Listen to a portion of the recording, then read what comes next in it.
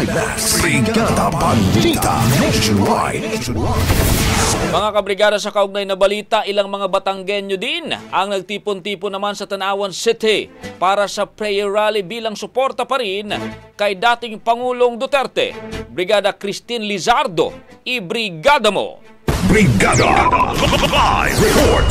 Ilang mga Batanggenyo ang nagtipon-tipon bilang pakikiisa sa prayer rally nationwide para kay former President Rodrigo Roa Duterte na ginanap sa Barangay Ambulong, Tanawan City, Batangas. Ito ang kauna-unahang isinagawang pagtitipon sa lalawigan simula noong dinakip ang dating Pangulo. Itinayo rito ang isang LED screen kung saan ang programa na isinasagawa sa Maynila ay napapanood dito ng live. Ayon sa nakapanayam natin na isa sa nag-organisa, napili itong lungsod ng Tanawan dahil aniya marami ang mga taga-suporta rito ng dating Pangulo. Bukod pa rito, dumayo rin ang mga taga-suporta mula sa iba't ibang bayan. Layo nito na maipakita ang buong suporta kay FPRRD sa pamamagitan ng prayer rally na may temang Bring Him Home, a prayer for Tatay Digong. Nakasabay ang iba't ibang bahagi sa bansa sa aktibidad na ito. Nakaantabay naman ang kapulisan ng Tanawan upang mapanatili ang kaligtasan at kapayapaan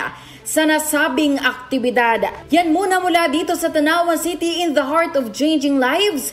Ito si Brigada Christine Lizardo ng 104.7 Brigada News FM Batangas, the Music and News Authority. Ang bahaging ito ay hatid sa atin ng Standout ES4 Capsule. Simulang tuparin ang pangarap ng iyong anak. And stunting now,